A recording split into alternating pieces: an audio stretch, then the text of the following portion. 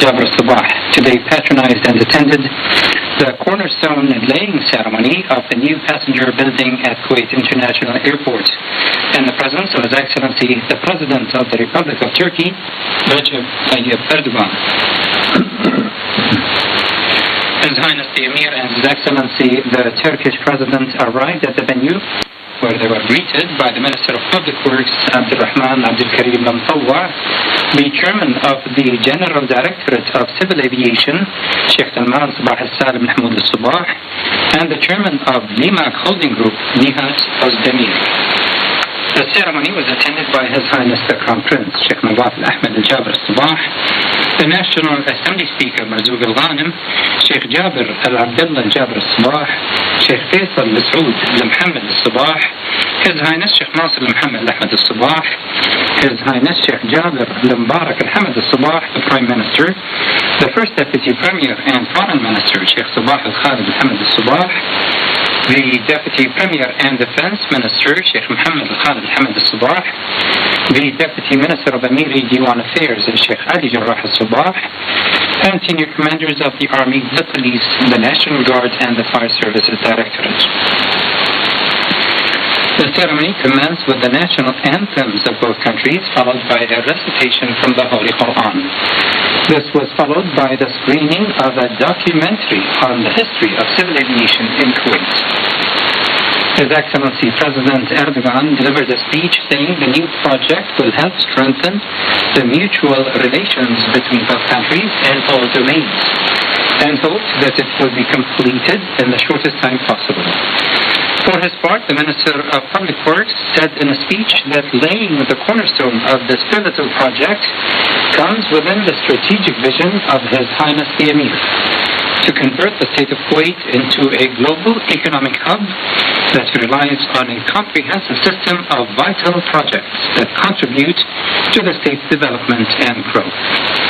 The Chairman of the General Directorate of Civil Aviation also addressed the attendees, saying this key edifice will help develop Kuwait's economic and tourism structure and will provide several investment opportunities to the private sector, in addition to creating job vacancies for the Kuwaiti youth in various specialties. Finally, the Chairman of Limak Holding Group said the new airport terminal will further boost the distinguished ties between Kuwait and Turkey. His Highness the Emir, Sheikh Sabah Al-Ahmed Al-Jabr Sabah, held official talks today at Bayan Palace with His Excellency the visiting Turkish President Recep Tayyip Erdogan in the presence of His Highness the Crown Prince, Sheikh Nawaf Al-Ahmed Al-Jabr Sabah. The talks were also attended by His Highness Sheikh Jabir Al-Mubarak Al-Hamad Al-Sabah, the Prime Minister, the First Deputy Premier and Foreign Minister, Sheikh Sabah Al-Khalid Al-Hamad Al-Sabah, senior state officials and members of the official delegation accompanying His Excellency the Turkish leader. The Deputy Minister of Amiri Diwan Affairs, Sheikh Ali Jarrah Al-Sabah, said the talks dealt with the historical bilateral relations between Kuwait and Turkey, which are always characterized by mutual understanding and the sincere willingness to promote and develop mutual cooperation in various fields. The talks also covered ways of utilizing joint investment opportunities and the current regional and international developments. The official talks were held in a cordial atmosphere that reflected understanding and friendship between both countries and their willingness to bolster and consolidate the existing bilateral cooperation in all domains.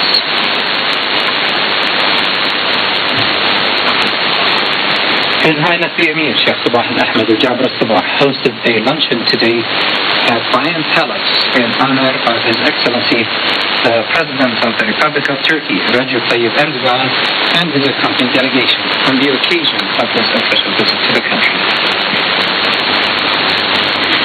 His Excellency the President of the Republic of Turkey, Recep Tayyip Erdogan, and his accompanying delegation arrived in Kuwait earlier today on an official visit to hold talks with His Highness the Emir, Sheikh Sabah Al-Ahmed Al-Jabr Sabah. The Turkish President was received at the airport by His Highness the Emir, by His Highness the Crown Prince, Sheikh Nawaf Al-Ahmed Al-Jabr Sabah, the National Assembly Speaker Marzouk Al-Ghanim, The Deputy Chief of the National Guard, Sheikh Mishra Ahmed Jabir al-Sabah, His Highness Sheikh Jabir bin Hamad al-Sabah, the Prime Minister, the First Deputy Premier and Foreign Minister, Sheikh Sabah al-Khalid al-Hamad al-Sabah, the Deputy Premier and Defense Minister, Sheikh Mohammed al-Khalid al-Hamad al-Sabah, the Deputy Minister of Amir in Diwan Affairs, Sheikh Ali Jarrah al-Sabah, and senior commanders of the Army, the Police, the National Guard, and the Fire Services Directorate. A mission of honor was formed from the Amir in Diwan, headed by advisor Khalid Yusuf Lefay, to accompany the visiting president. The official delegation accompanying President Erdogan comprised the Turkish Foreign Minister Mevlut Cavusoglu, the Economy Minister Nihat Zeybeki, the Minister of Energy and Natural Resources Berat Albayrak, the Minister of Transport, Maritime and Communications Ahmed Ersalan, as well as a host of Turkish government officials. His Highness the Emir, Sheikh Sabah al-Ahmed al-Jabir al-Sabah, met with the Turkish President Recep Tayyip Erdogan, who is on an official visit to the state of Kuwait for talks on promoting bilateral relations and regional affairs. The Turkish President said his country attaches great importance to the development of its economic and trade relations with Kuwait, one of the most stable, secure, and prosperous countries in the region. The Turkish President's visit to the country comes less than 2 months after His Highness the Emir, Sheikh Sabah al-Ahmed al-Jabir al-Sabah, paid a visit to Turkey, signaling the extent of the development of bilateral relations over the past years. The National Assembly agreed during its regular session to postpone the interpellation motion of the Minister of State for Housing Affairs and Minister of State for Services Affairs, Yasser Aboul. The postponement came upon a request from Minister Aboul. The action was taken in accordance with the Parliament's bylaws. MP Shaib Lemwazri submitted the grilling motion, which focused on the minister's so-called failure to hold into account the companies that made grave errors in the construction of government housing in northwestern Al-Sulaybi Khat, Jabal al-Ahmed, and Sabah al-Ahmed areas. The motion also touched upon developments connected with the housing project in Al-Mutla' and Tehran areas, claiming that the minister presented misleading information to the Parliament on both matters. The Army's General Staff announced that the first phase of the mandatory military service law will take effect as of tomorrow, Wednesday, May 10th, in accordance with Law Number 20 of 2015. The Army appealed to all male citizens who have turned 18 years of age or more to register for military service within 60 days of turning the required age on their website www.kns.gov.kw. Again, the Army's website www.kns.gov.kw. It also urged those citizens to provide their official documents and to commit to the scheduled appointments to avert any legal consequences. Candidates who meet the terms of postponement or exemption are required to submit the necessary documentation certifying their ineligibility for enlistment.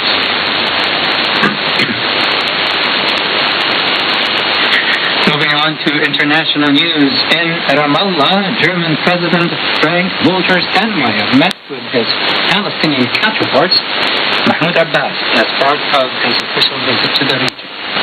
Steinmeier said that the changes in the region require a new Israeli-Palestinian peace drive.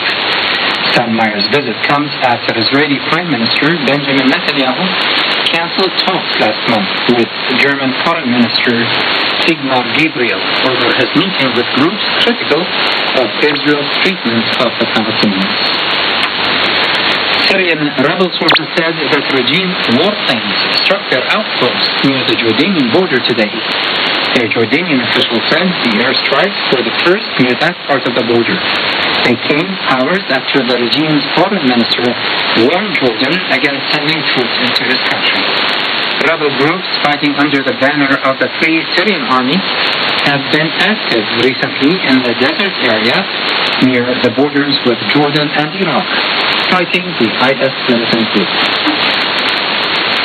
Corpses of IS militants littered the streets of the district of Mosul today as Iraqi forces chipped away at the last remaining handful of districts under IS control. 7 months into the campaign to recapture Iraq's second largest city, government forces say it is now in its final phase after opening a new front in the northwest of Mosul and gaining ground in several districts there. The Harma district has been partially retaken by the Interior Ministry's elite emergency response division, which said 250 IS members have been killed in the area over the past 5 days. Exit polls in South Korea's presidential election showed liberal politician Moon Jae-in winning the election today, a victory that would end nearly a decade of conservative rule. A decisive win by Moon would end months of political turmoil stemming from a parliamentary vote in December to impeach former President Park Geun-hye over a corruption scandal. Exit polls conducted jointly by 3 network television stations showed Moon was beating conservative challenger, former prosecutor Hong Joon-kyu, by around 41% to 23% of the votes. China's defense ministry said today that the military has conducted live-fire drills and weapons tests in the northeastern Bohai Sea, close to the Korean Peninsula. The ministry said the tests of new missiles and weapons were carried out and were designed to raise operational capabilities to effectively deal with national security threats. The drill comes amid heightened tensions on the Korean Peninsula, including Chinese anger at the deployment of the U.S. anti-missile defense system THAAD in South Korea. French President-elect Emmanuel Macron won an offer of support from Socialist ex-Prime Minister Manuel Valls today, ahead of parliamentary elections that will be crucial to his ambitious reform plans. Macron faces the task of securing a second election victory in June for his startup party, now renamed Republic on the Move, in order to get the majority needed to implement his plans for economic recovery. His party currently has no seat in Parliament, though an opinion poll last week predicted it would emerge as the largest in the parliamentary elections next month. Moving on to business news, the U.S. government's review of a landmark 2010 financial reform law will not be completed by early June as originally targeted, and officials will now report findings piece by piece, with priority given to banking regulations. U.S. President Donald Trump has pledged to do a big number on the Dodd-Frank financial overhaul law, which raised banks' capital requirements, restricted their ability to make speculative bets with customers' money, and created consumer protections in the wake of the financial crisis. In sports, in cycling news, 3-time Tour de France winner Chris Froome said he was unhurt after claiming to be rammed by a car driver while out training in southern France. The Briton who rides for Team Sky posted a picture of his damaged bike and will report the incident to local police. And in football news, Monaco are hoping tonight for a historic comeback as they try to overturn a 2-0 first leg deficit in their Champions League semifinal against Italian team Juventus. The Italians have won all 11 knockout ties, while Monaco have never won a game in Italy in 7 attempts. And finally, the local weather forecast for tomorrow, Wednesday, calls for relatively hot temperatures by day, with light to moderate northwesterly winds prevailing. with speeds of 15 to 38 kilometers per hour and with skies becoming partly cloudy. The maximum temperature expected tomorrow is 43 degrees Celsius. The minimum expected is 25, while it is currently 33 degrees Celsius in Kuwait City. That's all the news for now. Malcolm Naftari, Radio Kuwait.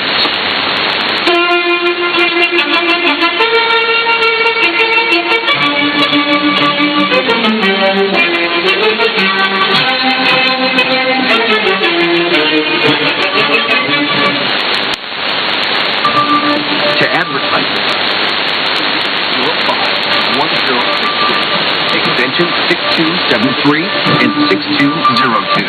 Or visit the Advertising and Marketing Department on the 10th floor in Alhambra Tower. For more information, email us at advmedia15@gmail.com. The hands of the clock spinning forward. And time never stops.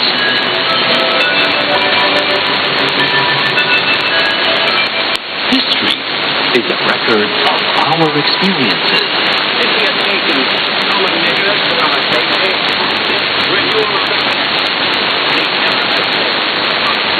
And it's always fun. Join us as we take a trip back in time. Let us go forth to lead the land we love. To reveal the events. This boat comes from the Indian Ocean.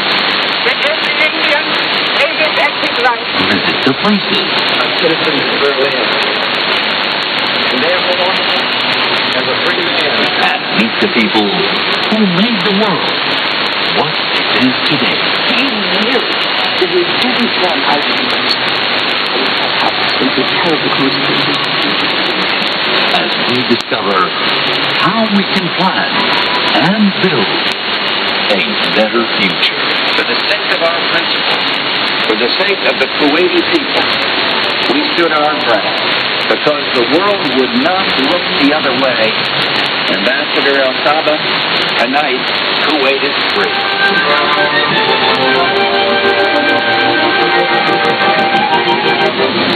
This Day in History is edited by Ibtisam Al-Ibrahim and Hassa Khalid.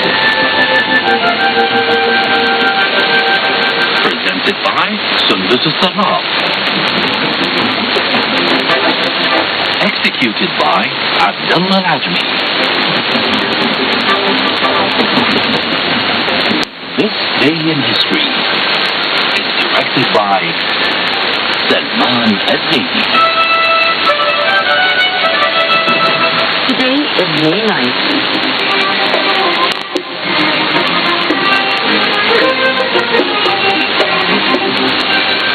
Local historical events.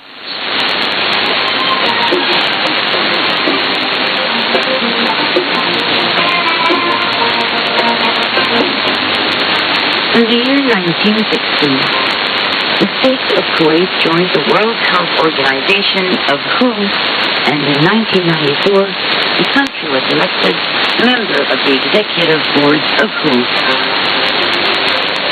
In the year 1998, the National Assembly voted in favor of a bill establishing a 50 million KE portfolio at the Industrial Bank designed to support small enterprises like Kuwaitis.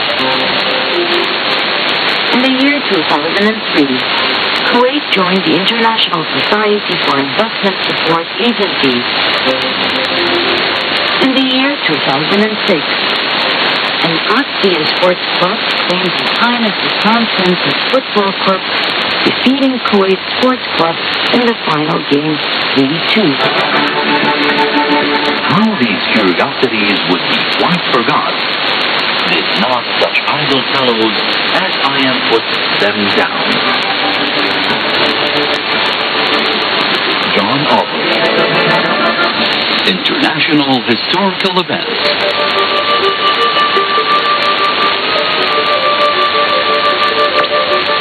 In the year 1877, Romania was declared independent. In the year 1899, John Burr patents an improved rotary blade lawn mower in the U.S. In the year 1901, the first Australian Parliament opened in Melbourne. In the year 1904, the steam locomotive city of Truro became the first steam engine to exceed 100,000 meters per hour. In the year 1926, Commander Richard Byrd and his companion became the first to fly an airplane to the North Pole. In the year 1927, Canberra replaced Melbourne as the capital of Australia. In the year 1955, German Federal Republic joined NATO. In the year 1960, the Food and Drug Administration approved the first pill for contraceptive use in birth control. In the year 1960, Nigeria became a member of British Commonwealth. In the year 1970, about 100,000 war protesters gathered just south of the White House to express their opposition into involvement in the war in Cambodia. In the year 1993, Paraguay held its first parliamentary election in 50 years. In the year 1994, South Africa's newly elected parliament chose and opposed Nelson Mandela to be the country's first black president. In the year 1994, the first cases of the Ebola virus and the latest outbreak in Gabon were identified, which caused the death of 9 of those infected with the virus.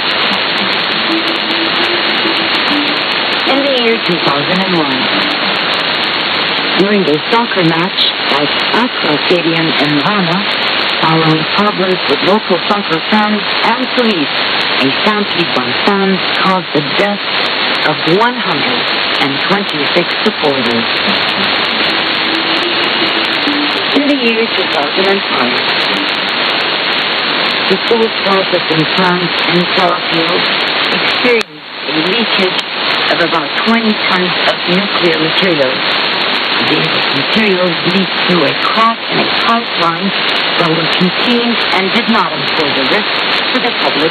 However, the estimated cost to repair the damage was expected to fall heavily on taxpayers. In the year 2006, the European country of Estonia became the 15th country to ratify the European Union Constitution. In the year 2012,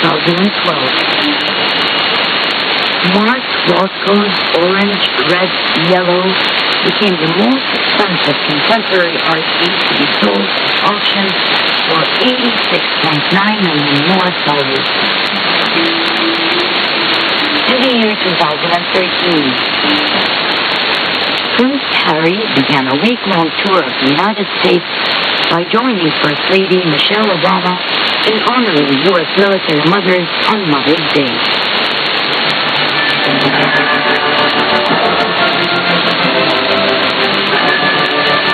A history in which every particular incident may be true, may on the whole be false. Thomas Macaulay.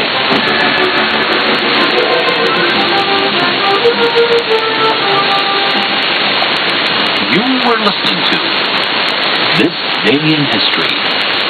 Join us again tomorrow at the same time for another episode of This Day in History.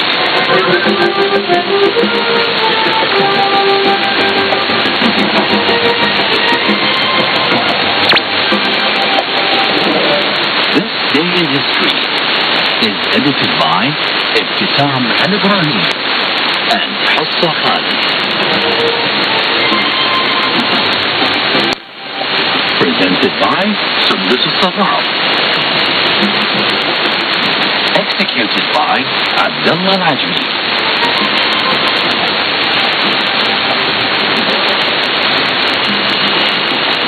This Day in History is directed by Salman Aziz.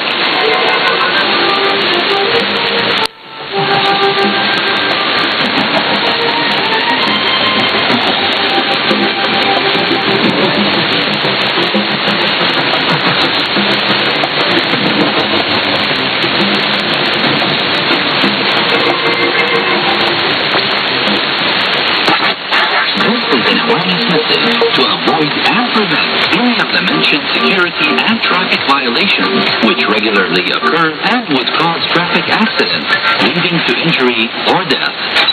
Safe passage. Always make your passage safe by using pedestrian lines. Make sure that all cars have stopped in order to prevent accidents to yourself and your fellow drivers. This message was brought to you with compliments from the Public Relations and Moral Guidance Department and Media Security Department from the Ministry of Interior.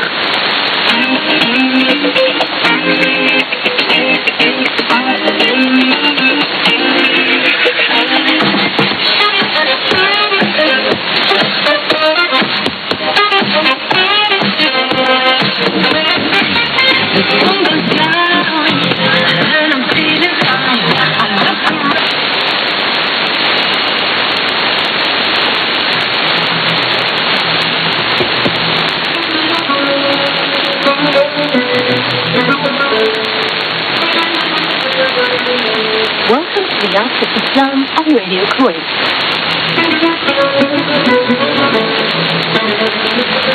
A program that showcases the best in terms of art and architecture in the Islamic world. The Yacht of Islam is written by Chintari B. Roy. Presented by Walid Yunus. Directed by Sheila Martin.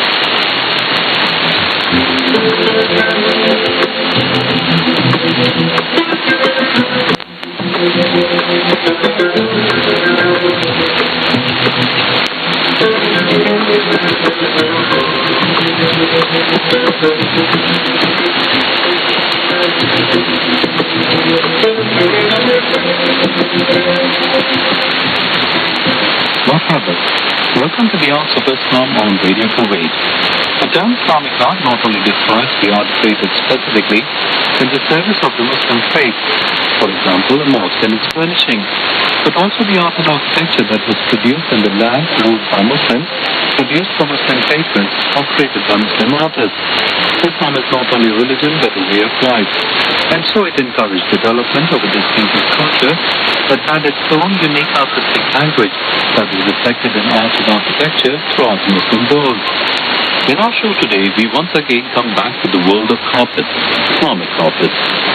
Those beautiful pieces of work created as furnishings, but which are actually great works of art. And before we plunge into the topic, let us bridge some culture.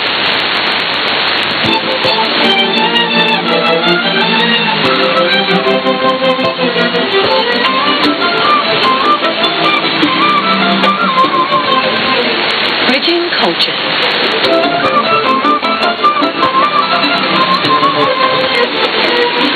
Lithuania has the northern Europe's oldest Muslim community, descending from Turkish Tartar soldiers who were invited from Lithuanian dependencies at the Black Sea shores to defend Lithuania.